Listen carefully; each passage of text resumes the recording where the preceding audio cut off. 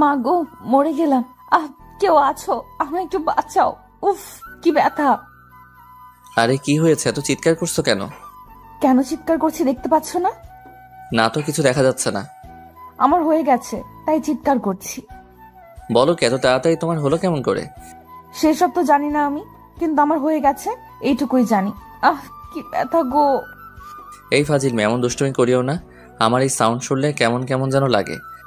আমি ব্যথায় কোকিয়ে উঠছি আর তুমি বলছো দুষ্টুমি? আল্লাহ গো, এমন বজ্জাত স্বামী আমার শত্রুরও যেন না হয়। আচ্ছা, ইয়ার্কি মারা বন্ধ করো, সত্যি করে বলো কোথায় ব্যথা করছে? কোথায় আবার? নাভির নিচের নরম কোমল জায়গায় ব্যথা করছে খুব। তলপেটে নাকি? হুম, তল পেটে না গো, আরো নিচে, একদম নিচে। উফ, কি ব্যথা। দেখো রিমি, একদম ফাইজলামি করো না, আমি কিন্তু সিরিয়াস। আমার কি কোনো কাজ নেই নাকি যে তোমার সাথে অযথা ফাজলামি করব? সত্যি ব্যথা করছে। আচ্ছা তাহলে আমায় দেখাও, আমি মালিশ করে দিচ্ছি। রাজ কথাটা বলতেই রিমির পাশে বসে পড়লো। রিমি একটু অদ্ভুত ভাবে রাজের দিকে তাকাচ্ছে। রাজ রিমির এই অদ্ভুত তাকানোর মানে বুঝতে পারছে না। মেয়েটি সত্যি ব্যথা পাচ্ছে নাকি শুধু শুধু এমন করছে। কিছুই বোঝার উপায় নেই রাজের কাছে। রাজ রিমির পাশে বসে রিমির শাড়িটা ধরে আলতো করে খুলে নিল। শাড়িটা খুলে দিয়ে রিমির হাঁটুর উপর তুলে দিতেই রিমি হকচকিয়ে উঠে বসে পড়ে। রাজকে উদ্দেশ্য করে বলল, কোথায় আবার? তুমি না বললে নাভির নিচের নরম জায়গায় ব্যথা করছে? ওখানেই হাত দিচ্ছি। ছি, তুমি আসলে একটা লুচ্চা লোক তো। হুটহাট করে জায়গা মতো হাত চালান করে দাও কেন? আরে আমি তো তোমার ব্যথা কমাতে চেষ্টা করছিলাম, তুমি আমায় ভুল বুঝছো। আমি তোমায় ভুল না ঠিক বুঝি। তোমার মাথায় তো সারাদিন এটাই ঘোরে, কখন একটু ধরতে পারবে, কখন একটু করতে পারবে। আমি বুঝি না ভেবেছো? আমি সব বুঝি। তুমি আমার কচুটা বোঝো, কচুটা। আমি ভালো করতে আসলাম দেখে এত কথা শুনতে হচ্ছে তো আমার। ঠিক আছে, আর ভালো করতে আসবো না, থাকো তুমি তোমার মতো, আমি গেলাম। রাজ রিমির কথায় রেগে যায়। রিমির শাড়ির আঁচলটা আবার জায়গা মতো নামিয়ে দিয়ে রিমির পাশ থেকে উঠে পড়ল সে। রিমি এতক্ষণ ধরে রাজের সাথে মজা করছিল। আসলে একটু পরেই রাজ অফিসের জন্য বেরিয়ে যাবে, ফিরবে সেই রাতে। এতটা সময় ধরে রিমি রাজের থেকে দূরে থাকতে ইচ্ছে করছে না। রিমি চায় সব সময় রাজের কাছে থাকতে, রাজের পাশে থাকতে। তাই রাজকে আটকানোর একটা বুদ্ধি পাকিয়ে রিমি এমনটা করে। প্রথমে রিমি ভেবেছে যে রাজ হয়তো রিমির কথাটা শুনে জোর করে রিমিকে আদর করবে, কিন্তু সেটা তো হলো না। বরং জনাব রেগে বোম হয়ে চলে গেল। রাজ রাগে গজগজ করতে করতে চলে যেতেই রিমি মুচকি হাসি দিয়ে রাজের পেছনে চলতে লাগলো। রাজ শাওয়ার নিয়ে বাহিরে এসছে সবে মাত্র। রাজ বাহিরে আসতেই রিমির দৃষ্টি রাজের উন্মুক্ত বুকের দিকে পড়ল। রাজের শরীরের রং উজ্জ্বল বর্ণের, লোমবিহীন ফর্সা বুকটা রিমির দৃষ্টি কেড়েছে। রিমি এই বুকেই সব সময় শান্তিতে থাকতে চায়। রিমি এক দৃষ্টিতে রাজের বুকের দিকে তাকিয়ে থাকা দেখতে পেয়ে রাজ রিমিকে উদ্দেশ্য করে বলল, কি হলো, এমন ভাবে তাকিয়ে আছো কেন? কি দেখছো এমন করে? বেশি কিছু না, আমার শান্তির জায়গাটা দেখছি। কেন দেখছো? আমি না লুচ্চা? সবসময় তোমার সাথে লুচ্চামি করার ধান্দায় থাকি। আমার দিকে তাকাতে হবে না তোমায়। ওরে বাবা রে, আমার বেবি দেখি রাগ করেছে। আমি তো আমার সোনা বরের সাথে মজা করছিলাম, আর তুমি কিনা সেই মজাকে সিরিয়াসলি নিয়ে ফেলেছো। মজা সবসময় ভালো লাগে না। আমি তোমার উপকার করার জন্য তোমার কাছে গিয়েছি, আর তুমি কি না আমায় উল্টাপাল্টা বলে তাড়িয়ে দিলে। রাজের কথাটা শেষ হতেই রিমি রাজের দিকে এগিয়ে এলো। রাজের খুব কাছে এসে রিমি রাজের গালের উপর নিজের হাত জোড়া রেখে মুচকি হাসি দিয়ে বলল, আসলে সোনা, আমার তো কিছুই হয়নি। আমি চেয়েছি তুমি এসে আমার সাথে ফাজলামি করো, আমার উপর জোর করো। আসলে কি বলতো, সারাদিন আমি একা বাড়িতে থেকে থেকে বোরিং হয়ে যাই। আমার ইচ্ছে করে সারা দিন তুমি আমার পাশে বসে থাকো। রিমির কথাটা শেষ করতেই রাজ রিমির কোমরের উপর নিজের হাত জোড়া রেখে রিমিকে আলতো করে নিজের সাথে জড়িয়ে নিয়ে বলতে লাগলো, তাই শোনা, তোমার বোরিং লাগে? আচ্ছা অপেক্ষা করো, আমি একটা ছোট্ট বেবি এনে দিচ্ছি। ছোট্ট বেবিকে নিয়ে সময় কেটে যাবে তোমার। বেবি কি করে হবে? তুমি তো আমায় আদরও করো না। আমি তো আদর করতেই চাই, তবে কেউ তো আমায় আদর করতে দিতেই চায় না। বুঝেছি। মানে আমি তো সব সময় আদর খাওয়ার জন্য পাগল হয়ে থাকি, কিন্তু একটু ফাজলামি করলেই তুমি রেগে যাও। ওকে ঠিক আছে, এখন থেকে জোর করে আদায় করব। এবার হবে তো? জি, খুব হবে। এখন দাও, আমি তোমার শার্ট পরিয়ে দিচ্ছি। রিমি পরম আবেশে রাজকে শার্ট পরিয়ে দিতে লাগলো। রাজ রিমির এই ভালোবাসায় সারা দিন বিভোর হয়ে থাকে। পৃথিবীতে এত মানুষ থাকার পরেও সারা দিন রাজের দৃষ্টি শুধুমাত্র তার স্ত্রীকে খুঁজে চলে। একে আসক্ত ব্যক্তিদের কাছে নিজের স্ত্রীর চেয়ে সুন্দরী নারী আর কেউ নেই। রাত শার্ট পরে নিয়ে নাস্তা করতে চলে যায়। রিমি রাজের জন্য টিফিন রেডি করে দিচ্ছে। নাস্তা শেষ করে রাজ বাড়ি থেকে বেরিয়ে যাবে। দরজার কাছে এসে পেছন ফিরে রিমির দিকে তাকাতেই রাজ দেখতে পায় রিমি তার দিকে অপলক দৃষ্টিতে তাকিয়ে আছে। এই পাগলি, এমন ভাবে কি দেখছো তুমি? আর কি দেখবো, আমার প্রিয় ভালোবাসার মানুষটিকে দেখছি। তাকে যতক্ষণ ধরে দেখি আমার মন আরো বেশি দেখার ইচ্ছা পোষণ করতে থাকে। ফাজিল, এখন যদি বলো তবে আমি অফিসে যাব কেমন করে? সেসব আমি জানি না। আমার স্বামীকে আমার মন ভরে দেখতে দাও তো। সব সময় তুমি এমন করো। আমার স্বামীর দিকে তাকিয়ে থাকলে তোমার হিংসে হতে শুরু হয়। দুষ্টু লোক একটা। রিমির কথাটা শুনে রাজ হেসে ফেলল। রাজ রিমির দিকে খানিকটা এগিয়ে এসে আলতো করে একটা হ্যাচকা টান দিয়ে রিমিকে নিজের বুকের উপর নিয়ে এলো। রিমি রাজের বুকের উপর হাত জোড়া রেখে দাঁড়িয়ে আছে। রাজ রিমিকে নিজের বুকে নিয়ে এসে রিমির কপালে আলতো করে নিজের ঠোঁট জোড়া ছুঁয়ে দিল। অতঃপর রিমির ঠোঁটের দিকে দৃষ্টিপাত করলো সে। রিমির ঠোঁট জোড়া একদম শুকিয়ে আছে। রাজের ইচ্ছে করছে এই শুকনো ঠোঁট জোড়া এখনই ভিজিয়ে দিতে। রাজ রিমির উষ্ণ ঠোঁটের দিকে তাকাতেই রিমি রাজকে উদ্দেশ্য করে দুষ্টু হাসি দিয়ে বলল, এমন করে দেখে গেলে কি হবে, নাকি মিষ্টিও খেতে হবে? মিষ্টিও খেতে হবে। দাও একটু মিষ্টি খেয়ে নেই। রাজ কথাটা বলতেই আলতো করে রিমির ঠোঁট জোড়া নিজের ঠোঁটের সাথে এক করে দিল। পরম আবেশে রিমির ঠোঁট জোড়া চুল খেতে লাগলো রাজ।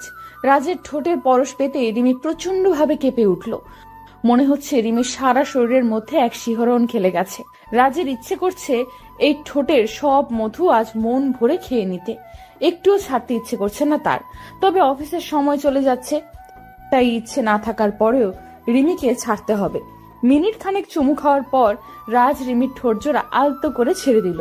রাজ রিমির ঠোঁট জোড়া নিজের ঠোঁটের বন্ধন থেকে মুক্ত করে দিতেই রিমি খানিকটা হাঁপাতে লাগলো। রিমির গাল ও ঠোঁট ভীষণ রকম লালচে হয়ে আছে। রাজ রিমির দিকে তাকিয়ে মুচকি হাসি দিয়ে বলল, কি হলো জনাবা, ইচ্ছে করছে না বুঝি ছাড়তে? একদম না। আমি তো সেই কখনই ছাড়ার জন্য চেষ্টা করেছি। তবে তুমি তো একদম ডুবে গেছিলে। আমার কি দোষ? হ্যাঁ, বুঝতে পেরেছি কার কি দোষ। এখন এসব বাদ দাও, আমি অফিসে যাচ্ছি, কেমন? সাবধানে থাকবে, ঠিক আছে? তুমিও সাবধানে যাবে। আর অফিসে পৌঁছে একটা কল করবে, ওকে? ওকে, আসছি, কেমন?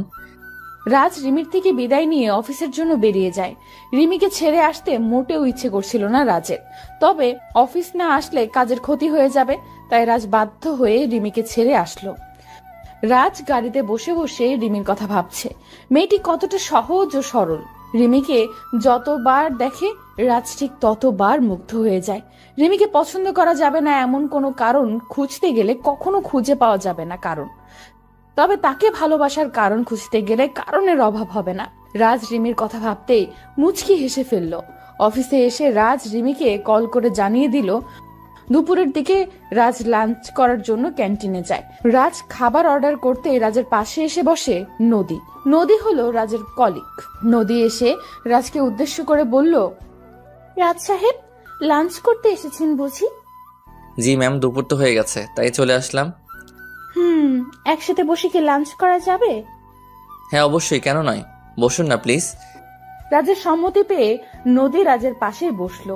রাজ কাউকে ইগনোর করে না ঠিক, তবে অন্য নারীর থেকে নিজেকে সব সময় দূরে রাখার চেষ্টা করে সে। নদীকে রাজের একটুও পছন্দ হয় না। মেয়েটা সব সময় রাজকে বিরক্ত করতে চলে আসে। রাজ অনেকবার নদীকে বলেছে যে নদী যেন নিজের লিমিট ক্রস না করে। তবে কি আর করার, মেয়েটার মাথায় কোনো সমস্যা আছে হয়তো। তা না হলে এতবার বলার পরেও রাজের পেছনে ঘুরঘুর করে কেন? রাজ খাবার মুখে তুলে নিতেই নদী রাজকে উদ্দেশ্য করে বলল, তো আপনার দিনকাল কেমন চলছে? সবকিছু ঠিকঠাক আছে তো? জি, সব ঠিকঠাকই। আপনার কি অবস্থা?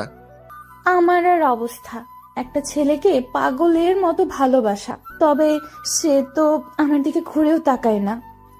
তাই নাকি? যদি ছেলেটা এমন করে তবে তাকে ছেড়ে অন্য কাউকে খুঁজে নিন যে আপনাকে পাগলের মতো ভালোবাসা দিবে। খুঁজে তো নিতেই পারি, তবে আমার মনটা যেন তার প্রতি আসক্ত হয়ে আছে, তাই কাউকে পছন্দ হয় না। ও এই ব্যাপার। এমনও তো হতে পারে যাকে আপনি পছন্দ করেছেন তারও একটা পছন্দের মানুষ আছে, সেও তার জন্য আপনার মতো আসক্ত। সে যাই হোক, আমার শুধুমাত্র তাকেই চাই, ব্যাস। তাকে না পেলে আমার আর কাউকে নিজের লাইফে কখনো নিতে পারবো না। এটা ভুল কথা। আজ অবধি কারোর জন্য কারোর জীবন থেমে থাকেনি। জীবন তার নিজ গতিতে চলছে। হুম। রাজ ও রিমি আরো কিছু সময় কথা বলল। অতঃপর রাজ খাবার শেষ করে নিজের কেবিনে চলে যায়। সন্ধ্যার দিকে রাজের কাজ শেষ হলো। অফিস থেকে বেরিয়ে রাজ একটা গিফটের দোকানে চলে আসলো। রিমির জন্য কিছু গিফট দিতে চায় সে। একটা কথা কি জানেন, আপনি যখন বাড়ির বাইরে কোনো কাজে থাকেন তখন বাড়িতে থাকা আপনার স্ত্রী আপনার পথ চেয়ে বসে থাকে, আর যখন আপনি বাড়ি ফিরে তার জন্য কিছু না কিছু নিয়ে আসেন তো প্রত্যেকটা স্ত্রী প্রচন্ড খুশি হয়, সেই জিনিসটা যতটাই সামান্য জিনিস হোক না কেন। রাজ গিফটগুলো নিয়ে সব থেকে বেরিয়ে যাবে, ঠিক এমন সময় দুম করে রাজের পথের সামনে চলে আসে নদী। নদী গিফট শপে রাজকে দেখে একটু চমকে গিয়ে বলল, আরে রাজ সাহেব যে, বুঝতে পারলাম না আজ সারা দিন আমার কি কারণে আপনার সাথেই দেখা হয়ে যাচ্ছে। এটা কি কাকতালীয় নাকি অন্য কিছু? কাকতালীয় নয়, আর না অন্য কিছু। এটা হলো কো অ্যাক্সিডেন্ট, এর বেশি কিছু নয়। আপনার হয়তো এটা মনে হচ্ছে, তবে আমার অন্য কিছু মনে হচ্ছে। আপনার যেটাই মনে হোক না কেন সত্যি সত্যিই থাকে। রাজ আর কত ইগনোর করবেন? একটু কি ভালোবাসা দেওয়া যায় না? মানুষের মন হয় কয়টা? একটাই তো। সেই এক মন কতজনকে দেয়া যায় বলুন? আমি বিবাহিত, আর আমি আমার স্ত্রীকে প্রচণ্ড ভালোবাসি। তার জায়গায় আর কেউ কখনো আসতে পারবে না। বিয়ে হয়ে গেছে দেখে কি হয়েছে? আমার মধ্যে কি এমন নেই যা আপনার স্ত্রীর কাছে আছে? বলুন আমায়। ভালো একটা মন, যেটা আপনার নেই। একটা কথা জানেন, নারীরা নারীদের শত্রু হয়ে থাকে। এই কথাটার সেরা উদাহরণ আপনি নিজেই। নিজের মাইন্ডকে বদলে ফেলুন, ভালো থাকতে পারবেন। রাজ কথাটা বলতেই একটা বাঁকা হাসি দিল। অতঃপর নদীকে এড়িয়ে গিয়ে সব থেকে বেরিয়ে এলো। রাজ গাড়িতে বসে রিমির কথা ভাবছে। মেয়েটার গিফটগুলো দেখলে একদম বাচ্চাদের মতো করে তাকে জড়িয়ে ধরবে। আসলে ভালোবাসা কতটা সুন্দর, তাই না? নিজের প্রিয়জনের খুশির থেকে দামি আর কিচ্ছু হতে পারে না। রাজ বাড়ি এসে কলিং বেল বাজাতে রিমি দৌড়ে এসে দরজা খুলে দিল। রাজ রিমির দিকে তাকাতেই রাজের মনটা শান্ত হয়ে গেল। পাগলিটা রাজকে দেখে মিষ্টি একটা হাসি দিল। রাজ বাড়িতে এসে আর কোনো দিকে না তাকিয়ে নিজের প্রিয়তমা স্ত্রীকে নিজের বুকের সাথে মিশিয়ে নিল। রিমিও ছোট বাচ্চার মতো রাজের বুকে মুখ লুকিয়ে আদুরে গলায় বলতে লাগলো, এখন সময় হলো আসার। জানো, সন্ধ্যা থেকে শুধু অপেক্ষাই করছি কখন তুমি আসবে। তাই যান, আসলে একটু আড্ডা মারছিলাম, তাই আসতে লেট হয়ে গেছে। আর আড্ডা মারবো না। রাজের কথাটা শুনে রিমি দুম করেই চমকে যায়। রিমি রাজের বুকের থেকে নিজের মাথাটা সরিয়ে নিয়ে একটু অদ্ভুত কণ্ঠে বলতে লাগলো, তুমি জানো আমি কতটা অপেক্ষা করি তোমার জন্য, আর সেই তুমি কিনা আড্ডা মারছিলে। বেশ ভালো তো। আরে পাগলি, একটু আড্ডা না মারলে কি মন ফ্রেশ থাকে নাকি? তাই আড্ডা মেরে মুড ফ্রেশ করছিলাম। ও, আমার সাথে থাকলে বুঝি মুড ফ্রেশ হয় না? আচ্ছা, ফ্রেশ হয়ে নাও, আমি খাবার দিচ্ছি। রাজ বেশ ভালোই বুঝতে পারছে রিমি রেগে গেছে। রাজ তো রিমিকে রাগাতেই এই মিথ্যা বলেছে। রিমি ছাড়া রাজের মন আর কে আছে ঠিক করবে? রাজকে পেছনে ফেলেই রিমি সামনের দিকে এগিয়ে যেতে লাগলো। রাজ আলতো করে রিমিকে পেছন থেকে জড়িয়ে ধরে রিমির ঘাড়ে মুখ গুজে দিয়ে চুমু খেতে খেতে বলল, এই শোনা, রেগে গেছো তুমি? আমি তো তোমার সাথে মজা করছিলাম। আমি তোমায় ছাড়া আর কার সাথে আড্ডা দেবো বলো? আমি তো তোমার জন্য এই গিফটগুলো নিতে গিয়েছি, তাই একটু লেট হয়ে গেছে। মানে? তার মানে তুমি এই আড্ডার কথাটা আমায় রাগাতে বলেছো? জি, একদম তাই। তবে রে ফাজিল, দাঁড়াও তোমার মজা দেখাচ্ছি। রিমি কথাটা বলতেই রাজকে মাইর দিতে ছুটে এগিয়ে আসতে লাগলো। রাজও রিমির থেকে বাঁচতে দৌড়াতে লাগলো। অতঃপর রিমিকে নিজের বুকে টেনে নিল সে। ভালোবাসা এমনই হয়, নিজের প্রিয়জনকে ছাড়া আর কারো সাথে সময় কাটাতে বিন্দু মাত্র ইচ্ছা করে না। ভালো থাকুক এইসব ভালোবাসাগুলো। তোমার এই গর্তটা এত ছোট কেন? আমি ভার্জিন, তাই এটা এত ছোট। ভার্জিন মেয়েদের কি এই গর্তটা ছোট হয়? অন্য সকলের বুঝি বড় হয়? সেটা তো আমি জানি না, তবে শুনেছি ভার্জিন মেয়েদের গর্ত ছোট হয়। উফ, তোমার এই গর্তের দিকে তাকিয়ে আমার মাথা নষ্ট হয়ে যাচ্ছে। ইচ্ছে করছে এটাকে চুমু খাই। ছি, এটাকে কি চুমু খাওয়া যায় নাকি? তোমার কি মুখে কিছু আটকায় না? তুমি আমার ভালোবাসার মানুষ, আর নিজের ভালোবাসার মানুষের সাথে কথা বলতে গেলে কি হিসেব করতে হয় নাকি? এই শুভ, তুমি এমন করে বলো না গো, আমার অদ্ভুত রকম লাগছে। আমার সামনে বের করে রাখতে সমস্যা হয়নি, আর আমি বললেই যত সমস্যা। ফাজিল মেয়ে একটা। আহ, ছাড়ো প্লিজ, লাগছে তো। শুভ নীলার কোনো কথা শুনলো না। আলতো করে নীলার পেটের উপর নিজের হাত ছুঁয়ে দিল। শুভর হাতের স্পর্শ পেতেই নীলার সারা শরীরের মধ্যে অদ্ভুত শিহরণ খেলে গেল। নীলা মৃদু কম্পিত হয়ে শুভর শার্ট দুই হাতে চেপে ধরে আছে। শুভ নীলার নাভির উপর আলতো করে হাত বুলিয়ে দিচ্ছে। আজ নীলার আর শুভর রুম ডেট। 2 বছরের রিলেশনের মধ্যে যদিও একবারও তাদের রুম ডেট হয়নি, এটাই প্রথম রুম ডেট। রুম ডেটের কথা শুনে নীলা তো পুরো ভয় পেয়ে যায়। নীলার ভয়েরও যথেষ্ট কারণ ছিল। ভালোবাসা যতটাই থাকুক না কেন, দিন শেষে তো তারা দুটি ভিন্ন মানুষ। তাদের মধ্যে কোনো প্রকার বৈবাহিক সম্পর্ক নেই। যদি শুভ তাকে জোর করে তখন কি হবে, এটা ভেবেই নীলা ভয় পাচ্ছিল। সরাসরি দুবার না করে দিলেও পর মুহূর্তে খানিকটা বাধ্য হলো সে।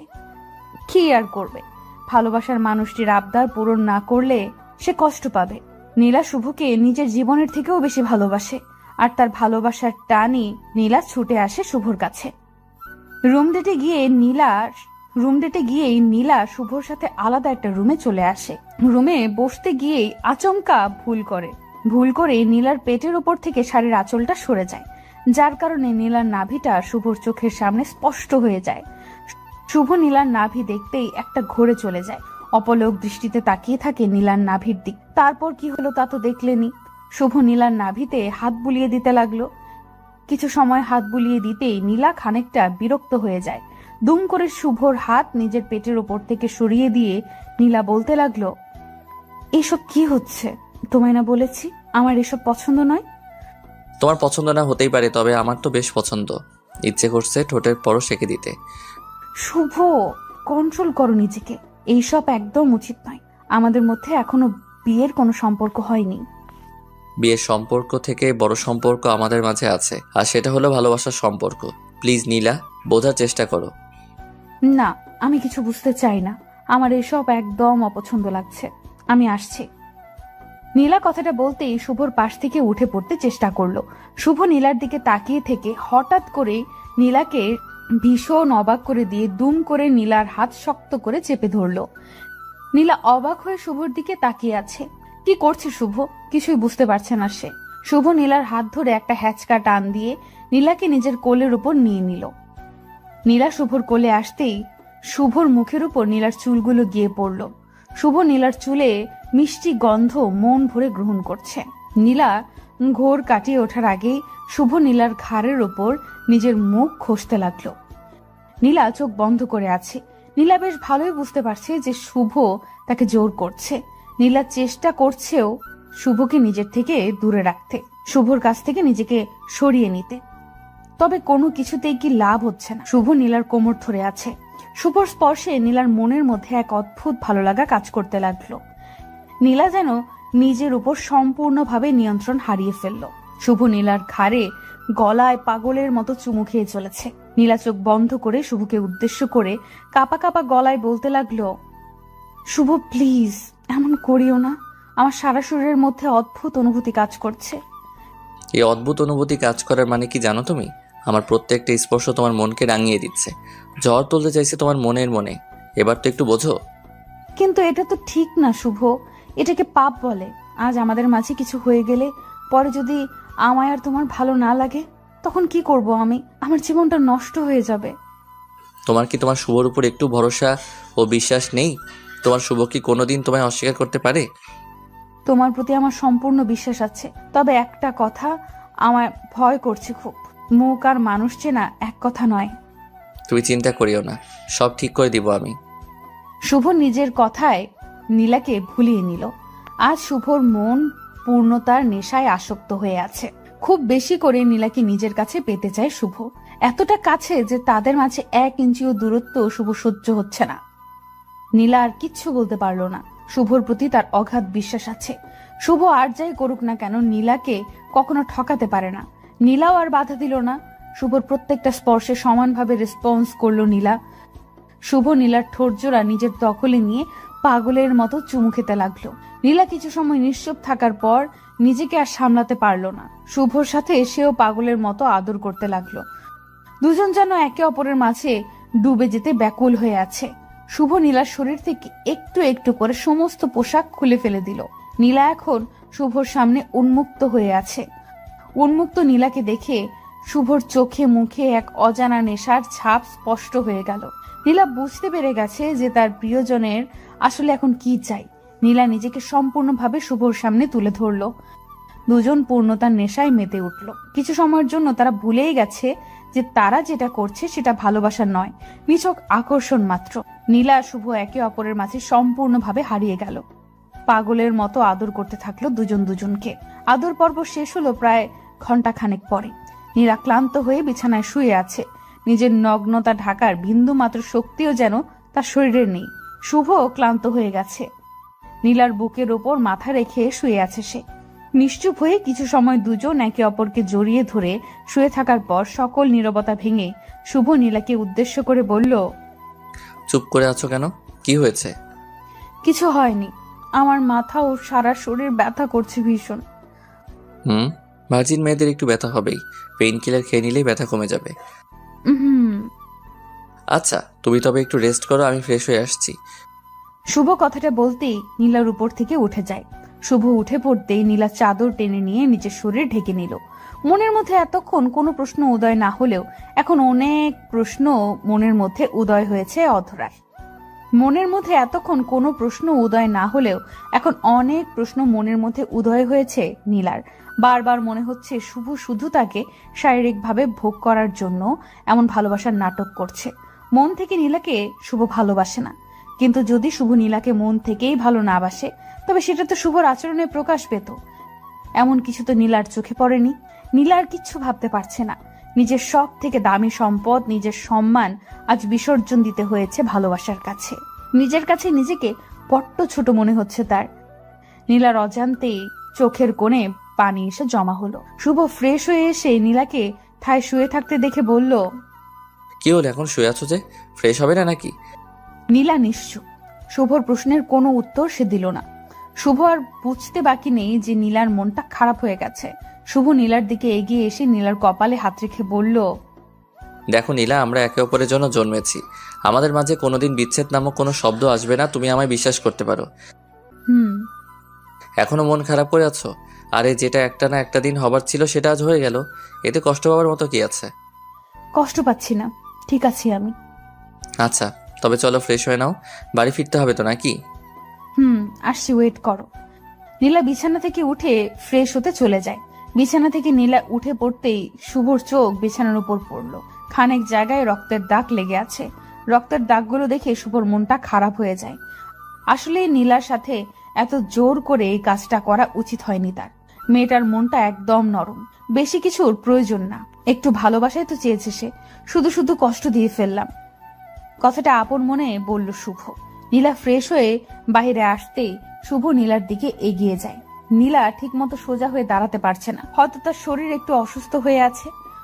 শুভ নীলার কোমর ধরে আলতো করে খুঁড়িয়ে খুঁড়িয়ে নীলাকে রুম থেকে নিয়ে সোজা চলে আসে গাড়িতে। শুভ নীলাকে গাড়িতে বসিয়ে গাড়ি নিয়ে বেরিয়ে পড়ল। কিছু দূর ড্রাইভ করতেই শুভ দেখতে পেল রাস্তার পাশে একটা ফার্মেসির দোকান খোলা আছে। শুভ গাড়িতে সাইডে পার্ক করে গাড়ি থেকে নেমে পড়ল। গাড়ি থেকে নেমে শুভ নীলার জন্য পেন কিলার, কিছু মেডিসিন ও প্রোটেকশন পিল নিয়ে নিল। অতঃপর গাড়িতে এসে নীলাকে মেডিসিনগুলো দিল। নীলা মেডিসিনগুলো হাতে নিয়ে প্রশ্নসূচক কণ্ঠে শুভকে বলল, এইসব কিসের মেডিসিন? এটা হলো পেইন কিলার, ব্যথা কমে যাবে। আর এটা হলো সেফটি পিল, এটা নিলে বেবি আসবে না। শুভর কথাটা শুনে হয়তো নীলার একটুও পছন্দ হয়নি। নীলার মুখটা ফ্যাকাশে হয়ে গেল। নীলা গম্ভীর কণ্ঠে শুভকে উদ্দেশ্য করে বলল, তার মানে তুমি চাও না আমি তোমার বেবির মা হয়ে যাই? তাই তো এই পিল নিয়ে এসেছো, ঠিক বললাম তো? আরে পাগলি, এমন না, বিয়ের পর বেবি নিব, এখন এটা সেফটি হিসেবে কাজ করবে। প্রয়োজন নেই।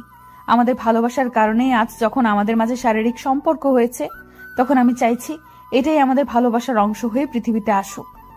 নীলার কথাটা শুনে শুভ আর কিচ্ছু বলল না। মুচকি হাসি দিয়ে নীলার হাত থেকে সেফটি পিল নিয়ে গাড়ির দরজা দিয়ে ফেলে দিল। নীলাকে উদ্দেশ্য করে শুভ মৃদু কণ্ঠে বলল, সমস্যা নেই, তোমার ইচ্ছে মানে আমার ইচ্ছে, এইসবের কোনো দরকার নেই। খুব শীঘ্রই আমরা এক হয়ে যাব, অপেক্ষা করো। শুভ কথাটা বলতেই গাড়ি স্টার্ট করলো। নীলাকে নীলার বাড়িতে ছেড়ে দিয়ে শুভ নিজ বাড়িতে চলে যায়। নীলার সাথে শারীরিক সম্পর্ক হবার পর শুভ আর আগের মতো নীলার সাথে কথা বলে না। নীলা কল করলে শুভ বারবার এক কথাই বলে, বিজি আছে সে। নীলা বুঝতে পারল না কিছু। হঠাৎ করে তার ভালোবাসার মানুষটির এমন পরিবর্তন নীলাকে ভাবিয়ে তুলছে ভীষণ। নীলার এতটুকু তো বেশ বুঝতে পারছে যে শুভ তাকে এড়িয়ে চলছে, অবহেলা করছে। তবে বেহায়া মন বারবার তার কাছেই ফিরে যায়, যার কাছে তার কোনো মূল্য থাকে না। নীলা সারাদিন ঘরের মধ্যে শুয়ে বসে কাটায়। একটু একটু করে নীলা যেন ডিপ্রেশনে আক্রান্ত হয়ে পড়েছে। একদিন দুম করেই নীলার প্রচন্ড বমি হতে লাগলো। নীলা দ্রুত প্রেগন্যান্সি টেস্ট করাতেই বুঝতে পারলো নীলা মা হতে চলেছে। নীলা বুঝতে পারছে না যে সে এই সংবাদে খুশি হবে নাকি দুঃখ পাবে, কারণ নীলার গর্ভেতেই সন্তান একটু একটু করে বড় হয়ে উঠছে। সেই সন্তানের বাবা তো তার মাকে স্বীকার করতে প্রস্তুত নয়, সেখানে এই বাচ্চাটাকে কি করে স্বীকার করবে? নীলা কিছু ভেবে না পেয়ে শুভকে কল করলো। দুবার রিং হতেই শুভ কলটা পিক করলো। কলটা পিক করতেই ওপার থেকে নীলা শুভকে উদ্দেশ্য করে বলল, আমি মা হতে চলেছি। Wow, good news. মিষ্টি কোথায়? শুভ, আমি মজা করছি না, সত্যি বলছি। একটু আগে টেস্ট করে জানতে পারলাম। তো আমি কি মজা ভেবেছি নাকি? আর তুই প্রেগনেন্ট, তো আমার কি হয়েছে? তোমার কি হয়েছে মানে? মাথা ঠিক আছে তো তোমার? কি সব পাগলের মতো বলছো? কি সব বলছি মানে? আমার মাথা আর আমি সব ঠিক আছে। তুমি বলো কি জন্য আমায় কল করেছো? শুভ, এই সন্তানটা আমাদের, আর এই নিউজটা আমাদের খুশির খবর নিয়ে আসছে, আর তুমি কিনা বলছো তোমার তাতে কি? ওয়েট, এই সন্তান আমাদের মানে? একদম অন্যের পাপের বোঝা আমার উপর চাপিয়ে দিবে না। এই সন্তান আমার না।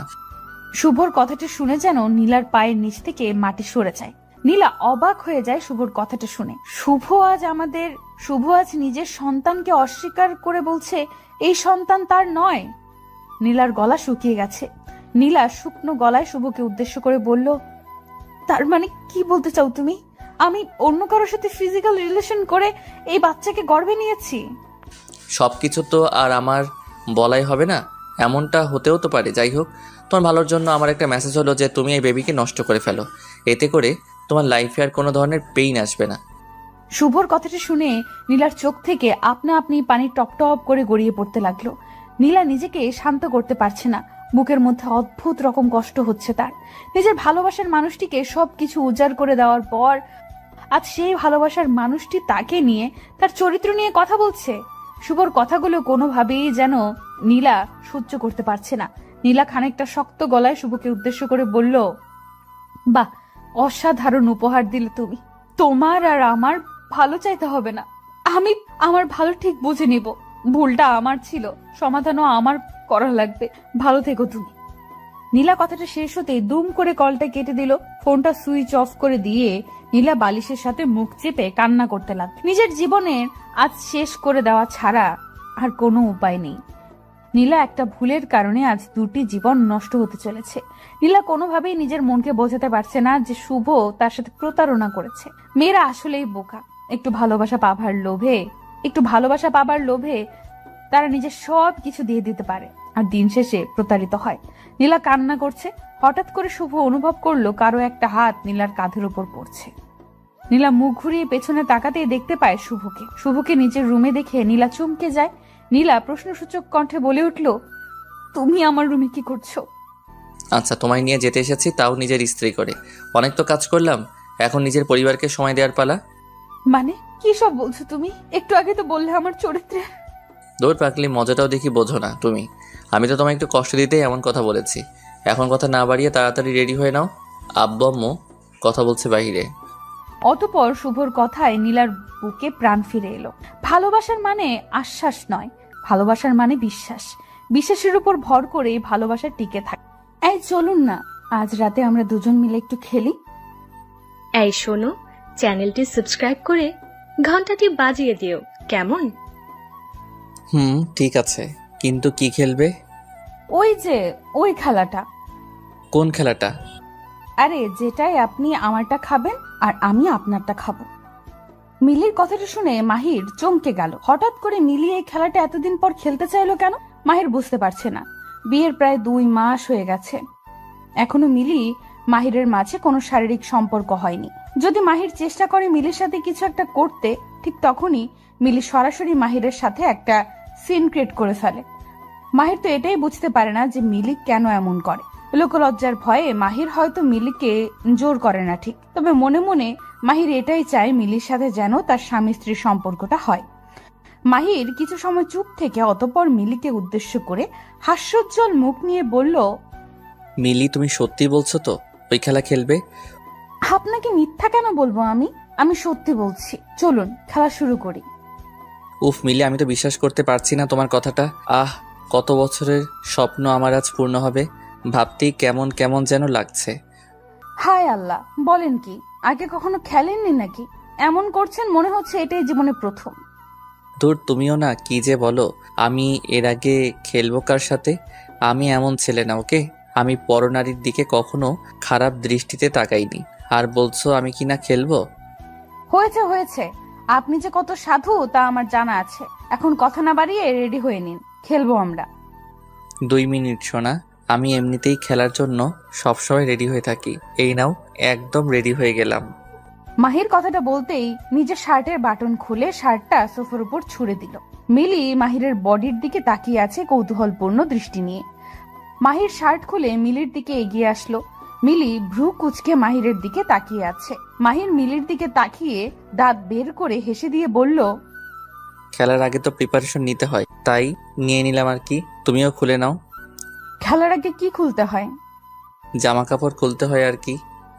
আমি শুনেছি খেলার আগে খুলতে তো হয় ঠিক, তবে সেটা হলো লুডুর কোর্ট। আপনি কোন খেলার কথা বলছেন? এই ওয়েট, তুমি কি খেলার কথা বলছো? একটু পরিষ্কার করে বলো তো, আমি তো তোমার কথাই বুঝতে পারছি না। আমি লুডো খেলার কথা বলছি।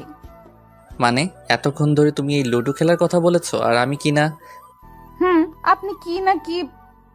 মিলি ভ্রু কুচকে কথাটা বলতেই মাহির কিছু সময় মাথাটা নিচু করে রেখে অতঃপর মাহির মিলির কাছে এসে বসলো আর মিলির হাত ধরে বলতে লাগলো, দেখো মিলে, আমার না ভীষণ ইচ্ছে করছে সব স্বামী স্ত্রী যা যা করে ওইসব করতে।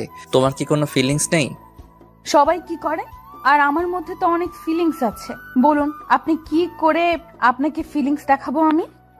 দেখো কি কি করে, তুমি শুধু চুপ করে আমার আদরগুলো অনুভব করো। বলুন আপনি কি করে আপনাকে ফিলিংস দেখাবো আমি? মাহির কথাটা বলতেই মিলির কোমর ধরে আলতো করে মিলিকে নিজের কাছে টেনে নিল। মিলি চুপ হয়ে মাহিরের দিকে তাকিয়ে আছে।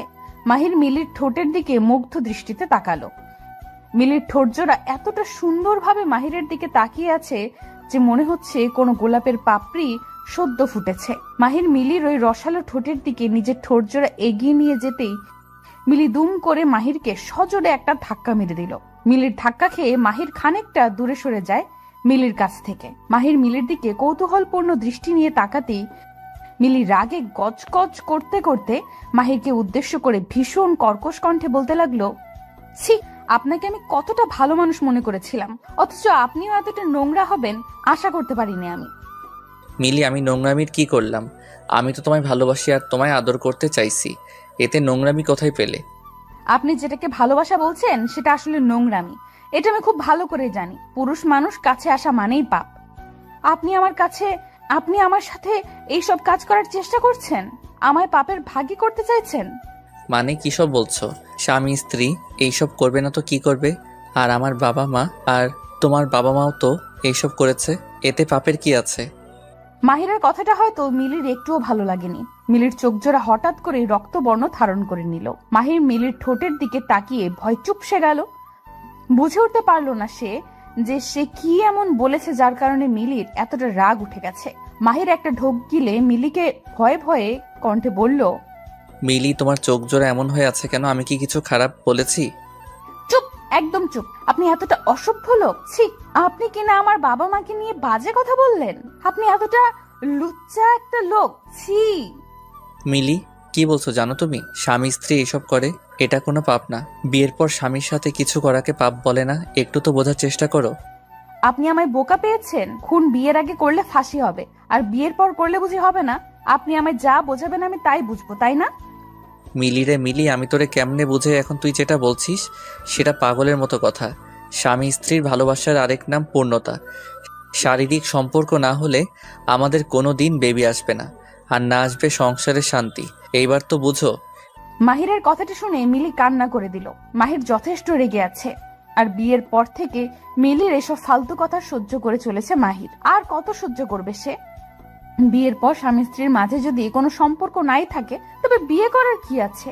মিলিকে কান্না করতে দেখে মাহির অবাক হয়ে যায়। হঠাৎ করে আবার কি হলো এই মেয়ের যে কান্না করতে লাগলো? মাহির মিলিকে উদ্দেশ্য করে বলল, এই আবার কি হলো তোমার? কান্না কেন করছো? মিলি মাহিরের কথায় কোনো উত্তর দিল না। এই ধ্যানে কান্না করেই যাচ্ছে। মিলির কান্না দেখে মাহিরের মনে মনে রাগ হতে লাগলো। এখনই মিলির কান্নার শব্দ অন্য সবাই শুনতে পাবে আর এখানে ছুটে আসবে। মাহির নিজের মাথাকে একটু শান্ত করে মিলিকে উদ্দেশ্য করে বলল, দেখো মিলি, কান্না করিও না প্লিজ। তুমি এমনভাবে কান্না করলে এখনই কেউ চলে আসবে। প্লিজ কান্না করিও না। কান্না করবো না তো কি করব? আপনি আমায় বকেছেন। আমি আর এই বাড়িতে থাকবো না। আমি এক্ষুনি আমাদের বাড়িতে চলে যাব। কেন চলে যাবে? আমি কি করেছি? আপনি আমার সাথে অসভ্যতামি করেছেন। প্রতি রাতে আমার সাথে বাজে কাজ করার জন্য আমায় ফোর্স করেন। আমি আর আপনার সাথে থাকবো না। মিলির কথাটা শুনে মাহিরের ইচ্ছে করছে মিলিকে খেয়ে ফেলতে, কিন্তু এখন আর মিলিকে কিছু বলা যাবে না, নয়তো মিলি সত্যি সত্যি চলে যাবে। মাহির নিজের মাথাকে ঠান্ডা করে মিলিকে উদ্দেশ্য করে বলল, আচ্ছা মিলি, আমি দুঃখিত। আমায় ক্ষমা করে দাও। আর কখনো আমি এইসব নিয়ে বাড়াবাড়ি করব না, প্রমিস। আপনার কথা আমি বিশ্বাস করি না। আমি চাই আপনিও আমার মতো ভালো হয়ে যান, পাপ থেকে নিজেকে দূরে রাখুন। অথচ আপনিও কিনা সেই এক পাপ করার জন্য উঠে পড়ে লেগেছেন। আমি আর কি করে আপনাকে বোঝাই বলুন তো? আর কিছু বোঝাতে হবে না, আমি সব বুঝতে পেরে গেছি। সত্যি আর কখনো আমি কিছু করব না। কথাটা মাথায় থাকে যেন। থাকবে থাকবে, মাথায় মনে প্রাণে সব জায়গায় লেগে থাকবে। মিলির জন্য মাহিরের বাসর রাত তো শেষ হলোই, সেই সাথে শেষ হলো মাহিরের সাংসারিক জীবন। মাহির নিজেও জানে না এই মেয়ের মাথায় কি সমস্যা আছে। নিজের স্বামীকে সন্তুষ্ট রাখাটা প্রত্যেক নারীর পরম কর্তব্য। সেইখানে মিলি কিনা নিজের স্বামীকে বারবার নিজের থেকে দূরে রাখতে ব্যস্ত। মাহির এক বুক হতাশা নিয়ে ঘুমিয়ে পড়লো। সকালবেলা মাহিরের ঘুম ভাঙলো মিলির চিৎকারে। মিলি চিৎকার করে মাহিরকে ডাকছে। মিলির চিৎকারের শব্দে মাহির হকচকিয়ে বিছানা থেকে উঠে পড়লো। মিলির দিকে চোখ কসলাতে কসলাতে তাকিয়ে বলল, মাহির, কি হয়েছে? এত সকাল সকাল এমন করে চিৎকার করছো কেন? বাড়িতে কি তোর পড়েছে নাকি? চোর না, ডাকাত পড়েছে। আপনার ঘুম এত গভীর কেন? আমি মরে গেলেও তো আপনার ঘুম ভাঙবে না। হয়েছে, এখন হেয়ালি না করে সরাসরি বলো কি হয়েছে। আমি না আজ একটা ঘটনা ঘটিয়ে ফেলেছি, এই আপনাকে বলতে ছুটে এসেছি। সকাল সকাল আবার কি ঘটিয়ে ফেলেছো? আমাকে না আম্মু বলেছে আমাদের বেবি কবে হবে। আমি বলে দিয়েছি খুব তাড়াতাড়ি আসছে বেবি। ঠিক বলেছি না? কি আসবে আমি শুনতে পাইনি, আবার বলবে। আরে লজ্জার কথা, আপনি এমন করে বললে কি করে আমি বলবো বলুন? বলেছি বেবি আসবে। এত বড় মিথ্যা বললে তুমি, এখন পাপ হবে না মিথ্যা বললে? আমি মিথ্যা কেন বলবো? আমাদের কি বেবি আসবে না নাকি? আজব লোক একটা। বেবিটা আসবে কি করে সেটা আমায় বলবে? ও মা, সবার যেমন ভাবে আসে ঠিক তেমন ভাবেই আসবে। সবার যেমন ভাবে আসবে তেমন ভাবে আসবে মানে? সবার মতো কি আমাদের মাঝে কিছু হয়েছে? হয়নি মানে? আপনার সাথে আমার বিয়ে হয়েছে, তো বেবি কেন আসবে না? ওরে আল্লাহ, কোন বিপদে আমায় ফেললে তুমি? তুলে নাও আমায়। এই মেয়েটা আমায় পাবনা না পাঠিয়ে শান্ত হবে না। আরে আপনি এত ওভার রিয়েক্ট করছেন কেন? বেবি আল্লাহ দিবে, শুধু মন থেকে আল্লাহর কাছে চাইতে হবে। আচ্ছা মিলি, আল্লাহ বেবি দিবে সেটা আমি বিশ্বাস করলাম, কিন্তু আল্লাহ তো তখনই আমাদের কথা শুনবে যখন আমরা বেবি হবার আমল করব, তাই না? আমল তো আমি জানি, মন থেকে একদম পবিত্র হয়ে আল্লাহর কাছে চাইলে আল্লাহ নিরাশ করবেন না। হ্যাঁ বুঝেছি আমি। আল্লাহর কাছে চাইতে থাকো মন প্রাণ দিয়ে, আল্লাহ দিবে বেবি। কিছু করতে হবে না বেবির জন্য। মাহির কথাটা বলে কাঁথা মুখে পেঁচিয়ে শুয়ে পড়লো। মিলি মুচকি মুচকি হাসছে। এইবার তার বেবি আনতে হবে, আর তার জন্য তাকে ভীষণ রকম পরিশ্রম করে আল্লাহর কাছে মন থেকে চাইতে হবে। মিলি অজু করে এসে নামাজ পড়তে লাগলো, আর মাহির ঘুমাতে লাগলো। দেখতে দেখতে কেটে যায় 3 মাস। আল্লাহর অশেষ রহমতে মিলি এখনো মা হতে পারেনি, কারণ মা হওয়ার জন্য যা করতে হয় সেটা মিলির কাছে পাপ। সো আল্লাহ কি করে দিবে? মিলির মন খারাপ, বেবি হচ্ছে না দেখে মিলির মাথায় আগুন জ্বলছে। এত ভালো করে আল্লাহর কাছে বললো, তবু আল্লাহ কেন দিল না? মিলি বুঝতে পারছেন। সকালবেলা মাহির অফিসে বের হবার সময় হুট করে মাহিরের সামনে চলে আসে মিলির বাবা মা। নিজের শ্বশুর শাশুড়িকে দেখে মাহির একটু অবাক হবার পাশাপাশি ভীষণ খুশিও হয়।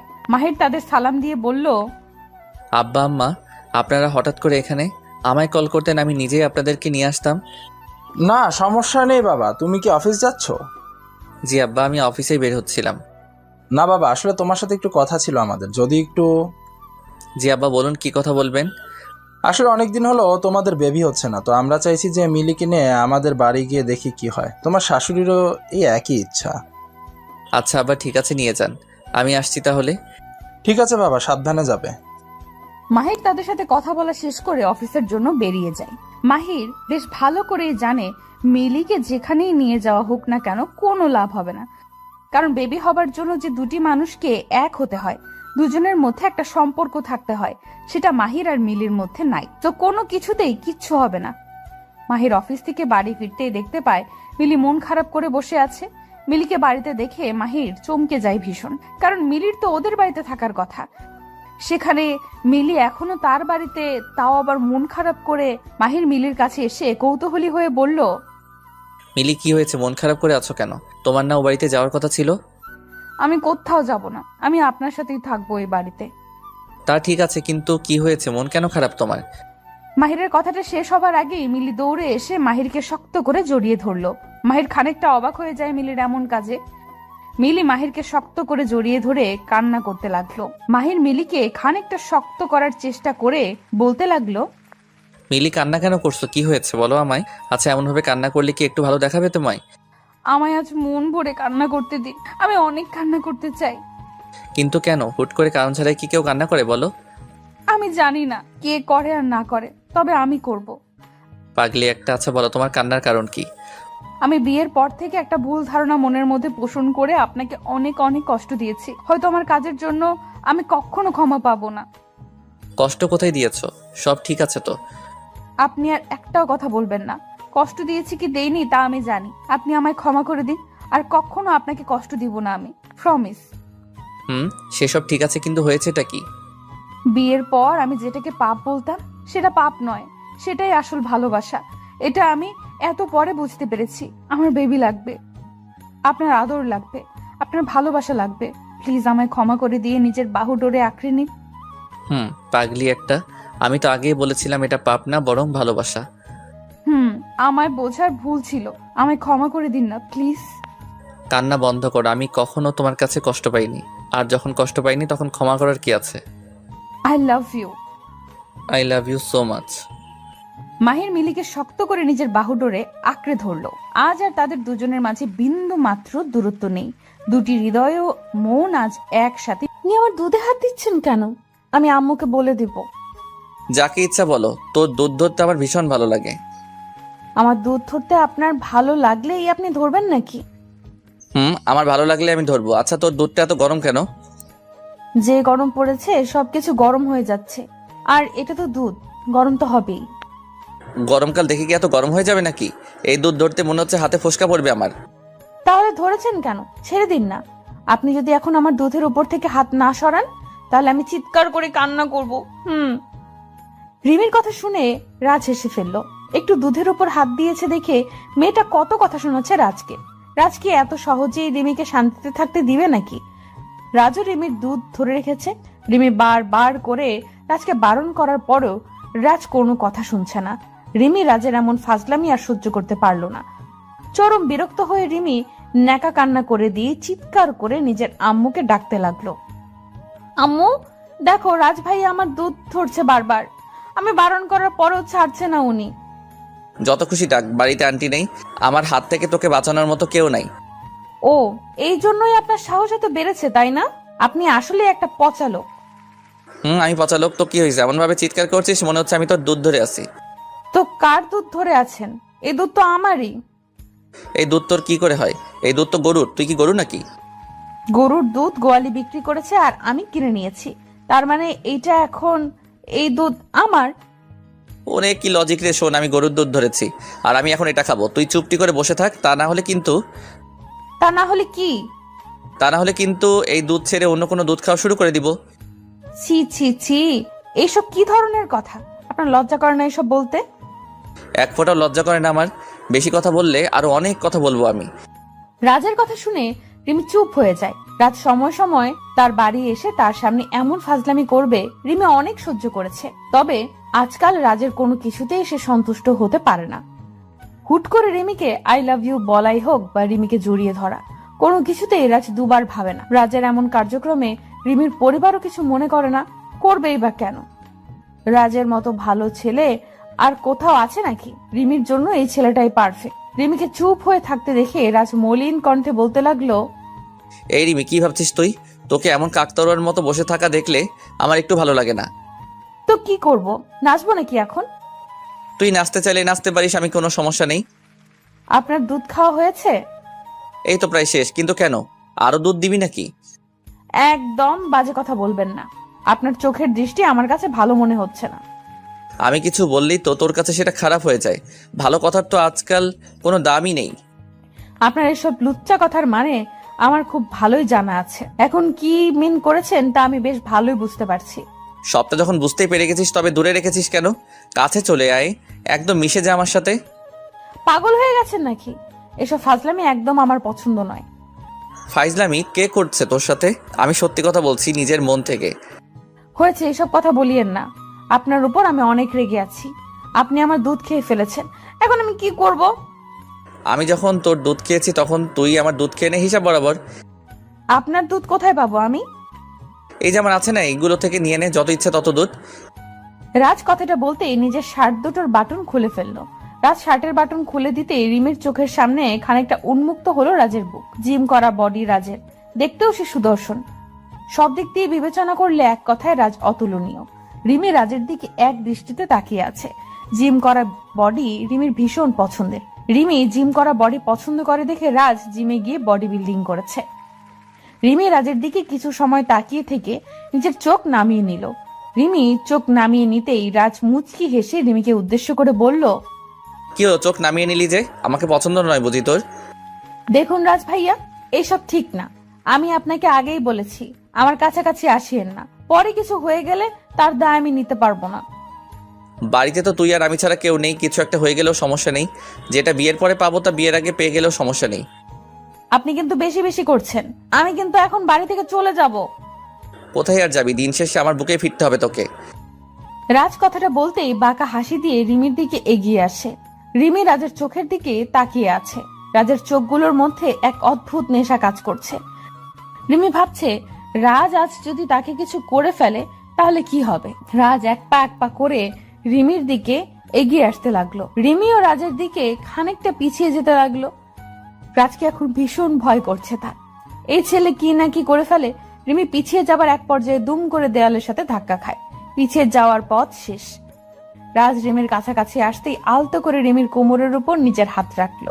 রিমির কোমরে রাজের স্পর্শ পেতেই রিমির সারা শরীরে কারেন্ট বয়ে যায়। প্রবল ভাবে কেঁপে উঠল রিমির সারা শরীর। রিমি রাজকে উদ্দেশ্য করে কাঁপা কাঁপা কণ্ঠে বলতে লাগলো, এসব কি করছেন? আপনি আমার ধৈর্যের পরীক্ষা করিয়েন না।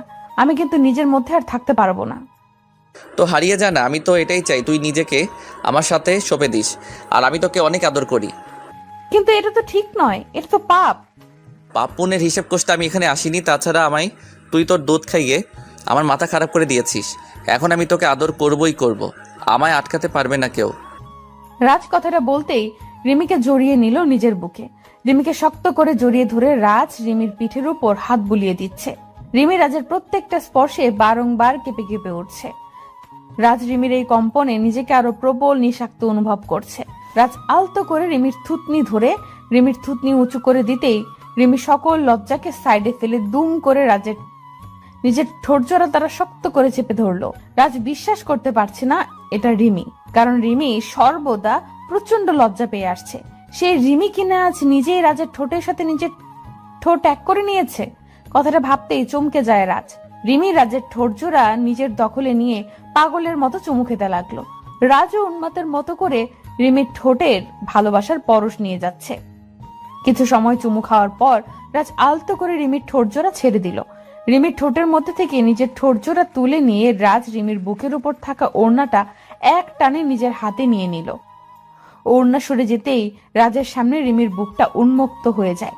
রিমি নিজের উন্মুক্ত বুক ঢাকার বিন্দু মাত্র চেষ্টা করলো না, কারণ রিমি এটাই চেয়েছে। রাজ রিমির বুকের দিকে তাকিয়ে আছে।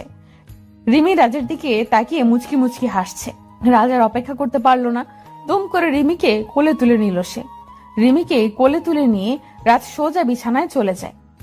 রিমিকে বিছানায় শুইয়ে দিয়ে রাজ ঝাঁপিয়ে পড়লো রিমির উপর। তারপর কি হলো সেটা আর বলার অপেক্ষায় রাখে না। রিমি আর রাজ একে অপরের মাঝে ডুবে যায়। আদর করার নেশায় মেতে ওঠে রাজ। প্রায় 2 ঘন্টা পর রাজ ক্লান্ত হয়ে রিমির বুকের উপর লুটিয়ে পড়ল। রিমি রাজকে শান্ত হয়ে যেতে দেখে বলতে লাগলো, কি হলো জনাব, এতক্ষণ পর আপনার শেষ হলো? ও সরি, খুব তাড়াতাড়ি শেন হয়ে গেল তাই না? সরি, হ্যাঁ ফার্স্ট টাইম তো তাই আর কি। এই চুপ করো ফাজিল, এত সময় ধরে আদর করেছো, বাবা রে, আমি তো ভেবেছি আজ আর শেষ হবে না। ইচ্ছে তো ছিল না শেষ করার, একবার শুরু হয়ে যাওয়ার পর আর থামতে ইচ্ছে করে না। এমন ভাবে চলতে থাকলে তোমার জন্য 2 দিন পর পর খাট কিনে আনতে হবে। তাই হয়তো আনতে হবে। রাজ কথাটা শেষ করার সাথে সাথে কলিং বেল বেজে উঠল। কলিং বেলের শব্দ পেতেই রিমি দ্রুত জামা পরে নিল, আর রাজও জামা পরে নিল। দুজন রেডি হয়ে নিয়ে রিমি দরজা খুলতে চলে যায়। দরজা খুলতেই রিমি দেখতে পায় তার আম্মু চলে এসেছে। রিমির আম্মু রুমে প্রবেশ করতে করতে রিমিকে উদ্দেশ্য করে বলতে লাগলো, রাজ কি চলে গেছে নাকি এখনো আছে? না আম্মু, রাজ ভাইয়া এখনো রুমেই আছে। কিন্তু কেন? এমনি, ওর সাথে আমার কথা আছে। কি কথা আম্মু? সেটা তোকে বলতে হবে নাকি? রাজকে গিয়ে বল আমার রুমে আসতে। ঠিক আছে আম্মু, বলছি। রিমি নিজের আম্মুর সামনে থেকে সোজা চলে আসে রুমে। রিমির আম্মুর মুখ ভারী হয়েছিল। রিমির আম্মুর মুখটা দেখে রিমি বেশ বুঝতে পারলো যে তার আম্মুর মুড ভালো নেই। কিন্তু কি হলো হঠাৎ করে যে তার মুখ এমন গম্ভীর হয়ে গেছে, আর কি জন্যই রাজকে আলাদা ডেকেছে কিছুই বুঝতে পারলো না রিমি। রিমি রাজের কাছে এসে রাজের উদ্দেশ্যে বলতে লাগলো, রাজ, কোনো সমস্যা হয়েছে হয়তো, আম্মু তোমাকে ডেকেছে। হঠাৎ করে আবার কি সমস্যা হলো? সেটা তো আমি জানি না, তুমি কথা বলার সময় সাবধানে কথা বলবে, ঠিক আছে? ঠিক আছে, ওয়েট আমি দেখে আসছি, তুই পেইন কিলার খেয়ে রেস্ট করো একটু। রাজ রিমিকে রুমে রেখে রিমির আম্মুর রুমে চলে যায়। রাজ রিমির আম্মুর রুমে আসতেই রিমির আম্মু রাজকে উদ্দেশ্য করে শক্ত গলায় বলতে লাগলো, রাজ, তোকে এখানে কেন ডেকেছে জানিস? না আন্টি, কেন বলুন তো? দেখ, তোকে আমি ছোটবেলা থেকে নিজের হাতে বড় করেছি। আমার আর তোর বাবা মায়ের ইচ্ছে তোর সাথে রিমির বিয়ে হোক। তোর কি মতামত? আন্টির কথাটা শুনে রাজের মনের মধ্যে খুশিতে লাড্ডু ফুটতে লাগলো। রাজ তো এটাই চেয়েছে এত বছর, যেন রিমি আর তার বন্ধুত্বের সম্পর্কটা ভালোবাসায় আর তারপর বিয়েতে পূর্ণতা লাভ করে। আজ সেই স্বপ্নটা পূরণ হতে চলেছে। রাজ খুশিতে গদগদ হয়ে রিমির আম্মুকে বলল, জি আন্টি, আমার দিক দিয়ে তো কোনো সমস্যা নেই, তবে রিমির মনের কথা তো আর আমি জানি না। এখন আপনারা যা ভালো মনে করেন তাই করেন। রিমির কথাটা জানতে চাই আমি। ওকে তো এই বিষয়ে কিছু বলতেও পারছি না। একবার বলেছে ও নাকি এসবে নাই। এখন আমি কি করে বলতো? আন্টির কথাটা শুনে রাজ চমকে যায়। রিমি যদি বলে থাকে যে তার মনের মধ্যে রাজকে নিয়ে কোনো ফিল নাই, তবে আজ যেটা হলো সেটা কি ছিল? রাজ তার আন্টিকে কিছু বলার ভাষা খুঁজে পাচ্ছে না। রিমি কি তবে তার সাথে কোনো নাটক করেছে? রাজ কিছু সময় চুপ থেকে অতঃপর বলল, আচ্ছা আন্টি, আমি রিমির সাথে কথা বলে দেখছি ব্যাপারটা, তারপর আপনাদের জানাবো, ওকে? তাই করিস বাবা। আমার মেয়েটার কোনো কথাই আমি বুঝতে পারি না। আন্টির সাথে আরো কিছু সময় কথা বলার পর রাজ রিমির রুমে চলে এলো। রিমি পেইন কিলার খেয়ে শুয়ে আছে বিছানায়। রাজ রুমে কখন প্রবেশ করেছে রিমি বলতে পারবে না। রাজ রিমির কাছে এসে রিমির পাশে বসে ভীষণ কর্কশ কণ্ঠে বলতে লাগলো, এই শুয়ে আছিস কেন? আমি আর কখনো তোদের বাড়ি আসবো না। রাজের আচমকা বলা কথাটা শুনে রিমি হকচকিয়ে বিছানা থেকে উঠে পড়লো। হঠাৎ করে রাজের কি হলো কিছুই বুঝতে পারছে না রিমি। রিমি প্রশ্নসূচক দৃষ্টিতে রাজের দিকে তাকিয়ে বলল, কি হয়েছে? কেন আসবে না? আম্মু কি তোমায় কিছু বলেছে? কিছু বলেছে মানে? সরাসরি বলে দিয়েছে তোর সাথে আমার আর কোনো সম্পর্ক থাকুক সেটা উনি চাইছেন না, তাই আমি আর কখনো তোর সাথে দেখা করতে আসবো না। এই মাথা ঠিক আছে তো তোমার? আম্মু হঠাৎ করে এইসব কেন বললো? সেটা তোমার আম্মুকে গিয়ে জিজ্ঞেস করো, আমি আসছি, ভালো থেকো। রাজ কথাটা বলতেই রিমির সামনে দিয়ে চলে যেতে নিল। রাজকে চলে যেতে দেখে রিমি দুম করে রাজের হাত ধরে ফেললো আর রাজকে উদ্দেশ্য করে বলল, এই কোথায় যাও তুমি? আমার ছেড়ে কোথাও যেতে পারবে না তুমি। আমি আম্মুর সাথে কথা বলছি। সে তুমি বলতেই পারো, তবে তাতে কোনো লাভ হবে না। আগে চলো তো আমার সাথে, তারপর দেখছি লাভ হয় নাকি লোকসান হয়। রিমি রাজের হাত ধরে রাজকে টানতে টানতে নিয়ে যায় রিমির আম্মুর কাছে। রিমি তার আম্মুর কাছে এসে বলতে লাগলো, আম্মু, এটা কি হলো? তুমি না বললা রাজ ভাইয়ের সাথে আমার বিয়ে হবে, এখন আবার রাজ ভাইকে বলছো আমার থেকে দূরে থাকতে। এটা কি হচ্ছে? আমি রাজকে ভালোবাসি আর ওকেই নিজের করে পেতে চাই। রিমির কথা শুনে রিমির আম্মু মুখের উপর, আমার কলা ধরে আপনি কি করবেন? না, আপনার গলাটা দেখতে খুব সুন্দর আর বড় দেখাচ্ছে, তাই ধরতে ইচ্ছে হলো। তাই নাকি? এই কলা ধরার পর আপনার যদি খেতে ইচ্ছে হয় তখন কি হবে? কি আর হবে, একটু খেলে কি পাপ হবে নাকি? কি বলছেন? আমার কলা আপনি খেলে তো পাপ হবেই। পরপুরুষের কলা খাওয়া কি ভালো নাকি? আমি অত শত বুঝি না, আপনি আপনার কলা আমায় ধরতে দিবেন কিনা সেটা বলুন। এমনভাবে জেদ করছেন মনে হচ্ছে এই কলাটা আমার না আপনার। নিন ধরুন, আবার মুখে পড়ে ফেলবেন না যেন।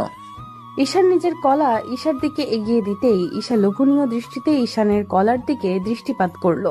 এত বড় কলা হয়তো ঈশা এর আগে দেখেনি। ঈশা কলাগুলো নিজের হাতে নিতেই ঈশানকে বলতে লাগলো, এত বড় কলা কোথা থেকে পেলেন? আমার তো দেখেই খেতে ইচ্ছে করছে। কোথা থেকে আবার? আমার নিজের কলা এটা। অনেক যত্ন নিয়ে এটাকে এত বড় করেছি। ভালো না লেগে উপায় আছে কি? এই কলাটা দেখে তো সেটাই মনে হচ্ছে। আমি অনেক দেখেছি কলা, তবে আপনারটার মতো এত সুন্দর কলা দেখিনি কারো কাছে। দেখবেন কেমন করে, সবাই কি আর এমন করে বানাতে পারে? জি, কিছু বললেন? না, বললাম সবার কাছে থাকলে কি আর আপনি আমার কাছে আসতেন কলা ধরার জন্য? কিছু মনে করবেন না, আপনার কথাগুলো আমার কেমন যেন ভালো মনে হচ্ছে না। কি করে মনে হবে? কারণ আমি কথাগুলোই তো এমনভাবে বলছি। কি আবার কিছু বললেন? না, বললাম শুধু কি কলাগুলোই পছন্দ হয়েছে নাকি কলার মালিককেও পছন্দ হয়েছে? আপনাকে পছন্দ হওয়ার কি আছে? আপনার কলাগুলোই পছন্দ হয়েছে আমার।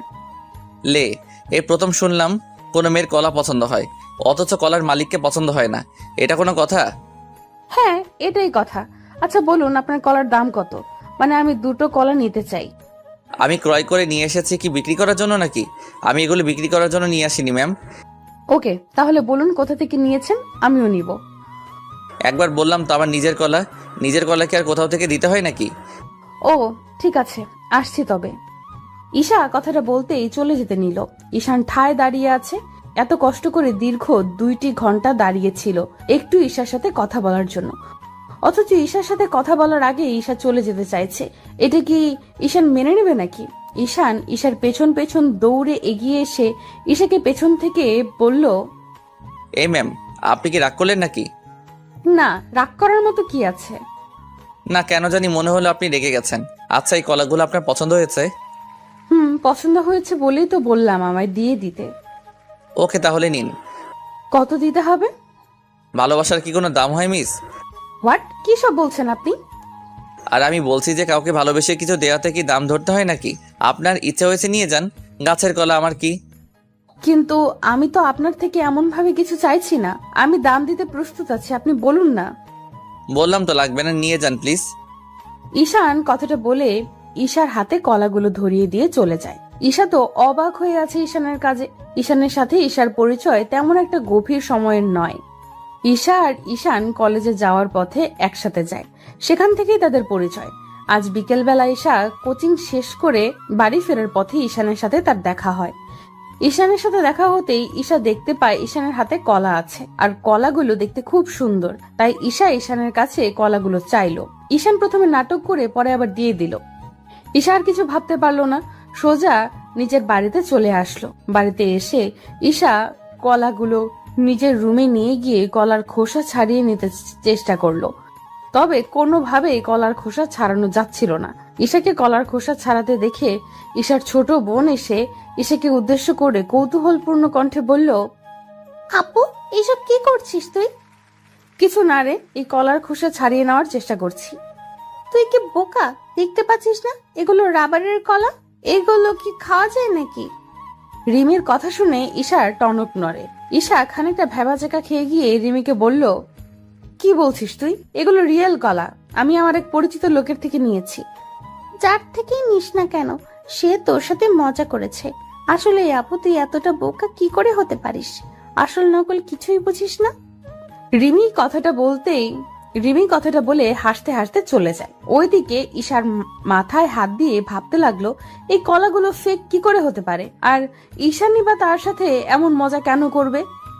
ঈশা আরো একবার কলাগুলো হাতে নিয়ে ভালো করে পরীক্ষা করে দেখলো। এবার যেন রিমির কথাটাই সত্যি হয়েছে, এই কলাগুলো আসলেই রাবারের। ঈশা এই কলাগুলো রাবারের দেখে রাগে ফুঁসতে লাগলো। এত বড় ধোঁকা তার সাথে কি করে হতে পারে? ঈশা রাগের কারণে কলাগুলো মাটিতে ছুঁড়ে মারলো। ইচ্ছা করছে ঈশার এক্ষুনি ঈশানের চুলগুলো টেনে ছিঁড়ে ফেলতে। কি অসম্ভব ছেলে একটা! এমন ভাবে কি কেউ কাউকে ধোঁকা দেয়? পরদিন সকালে ঈশা রেডি হয়ে কলেজে যাচ্ছে। কিছু দূর যাওয়ার পর ঈশা দেখতে পেল ঈশানও তার পেছনে পেছনে আসছে। ঈশা এই সময়ের জন্য অপেক্ষা করছিল। এখন ঈশানের থেকে তার জানতে হবে কেন ঈশান তার সাথে এত বড় প্রতারণা করলো। ঈশা রাস্তার পাশে দুম করে দাঁড়িয়ে পড়তেই ঈশান মুচকি হেসে ফেলল। ঈশান জানে ঈশা তার সাথে কথা বলার জন্যই দাঁড়িয়েছে, আর ঈশানও এটাই চাইতো যে ঈশা তার সাথে কথা বলুক। ঈশান ঈশার কাছাকাছি এগিয়ে আসতেই ঈশা ঈশানকে উদ্দেশ্য করে ভ্রু কুচকে বলল, এই ছেলে দাঁড়াও, তোমার সাথে আমার কথা আছে। জি বলুন, কি কথা? তুমি যে কলাগুলো গতকাল আমায় দিয়েছিলে ওগুলো ফেক কলা ছিল, রাইট? ফেক ছিল কেন, কি হয়েছে? একটা থাপ্পড় দিব, মাথার তার সব ঠিক মতো লেগে যাবে। আমার সাথে মজা করার সাহস কি করে হয় তোমার? জানো তোমার এই ফাজলামের জন্য আমি আমার ছোট বোনের কাছে হাসির পাত্রী হয়ে গেছি। আরে সরি, আমি তো আপনার সাথে এমন কিছু হবে জানতাম না। আমি তো আপনার সাথে একটু কথা বলতে চেয়েছি, তাই এমন করেছি, সরি। মানে আমার সাথে তোমার কি কথা? আসলে মানে এই ছেলে, আমার দিকে এমন ভাবে তাকাচ্ছ কেন? একদম উল্টাপাল্টা কথা বলবে না, আমার সামনে থেকে যাও, আর কখনো আমার সামনে আসবে না। কিন্তু কেন? আমি আপনার সামনে আসলে কি হবে? আর আমি আপনাকে পছন্দ করি। কাউকে পছন্দ করা কি পাপ? পাপ কিনা তা আমি জানি না, আপনাকে আমার পছন্দ নয়, তো নিজের লিমিটের মধ্যে থাকুন। ঈশা কথাটা বলতেই ঈশানের সামনে দিয়ে হনহন করে চলে যায়। ঈশান ঈশার দিকে তাকিয়ে আছে। ঈশান ঈশাকে মন থেকে ভালোবাসে, আর ঈশানও জানে ঈশাও তাকে পছন্দ করে। কিন্তু হঠাৎ করে ঈশানকে মুখের উপর না করে দেওয়ার কারণ কি? ঈশান কিছু বুঝতে পারলো না। ঈশান কলেজ শেষ করে কলেজের সামনে কিছু সময় অপেক্ষা করার পর দেখলো ঈশা আসছে। ঈশান ঈশার সামনে এসে আবারও ঈশানকে বলল, ঈশা, আমি তোমার সাথে একটু কথা বলতে চাই। আমার সময় হবে না, সরি। প্লিজ 2 মিনিট একটু কথা বলেই আমি চলে যাব, প্রমিস। তোমার প্রমিস শোনার মতো কোনো মুড নেই আমার। এমন করিও না, আমার কথাটা শোনো, তারপর তোমার যা ইচ্ছা হয় বলো, আমি তাই করব, প্রমিস। ঠিক আছে, বলো কি বলবে। আমি তোমায় ভালোবাসি আর সারা জীবন তোমার সাথে থাকতে চাই। প্লিজ আমায় ফিরিয়ে দিও না তুমি। আমি তোমাকে ভালোবাসি না, হয়েছে কথা। আচ্ছা ঠিক আছে, আমায় শুধু এইটুকু বলো, কি কারণে আমায় ভালোবাসো না? আমার মধ্যে কি সমস্যা আছে বলো তুমি। আপনার মধ্যে কি সমস্যা তা তো বলতে পারছি না, তবে এইটুকু শিওর থাকুন আপনি আমার মতো না, সো একটু দূরে থাকাই ভালো। এটাই তোমার শেষ কথা? হুম। তবে আমারও একটা কথা আছে, শুনবে? আমি যে কোনো ভাবেই হোক তোমায় নিজের করেই ছাড়বো, প্রমিস করলাম। আমার ভালোবাসা এতটা দুর্বল না যে হারিয়ে যাবে। ওকে, অপেক্ষায় থাকলাম। ঈশা কথাটা বলতেই ঈশানের সামনে দিয়ে চলে যায়। ঈশান এক দৃষ্টিতে ঈশার চলে যাওয়ার দিকে তাকিয়ে আছে। মনকে বোঝাতে পারছে না ঈশান যে ঈশার মনের মধ্যে তার জন্য কোনো জায়গা নেই। ঈশান ঠায় দাঁড়িয়ে আছে নীরবে। ঈশানকে এমন দাঁড়িয়ে থাকতে দেখে ঈশানের বন্ধু রাজ এসে ঈশানকে উদ্দেশ্য করে বলল, কিন্তু কেন, কি হয়েছে? আর বলিস না দোস্ত। আচ্ছা আমি কি দেখতে খারাপ? কোনো নেশা করি? চরিত্র খারাপ আমার? না তো, কিন্তু কেন, কি হয়েছে? ঈশা আমায় রিজেক্ট করে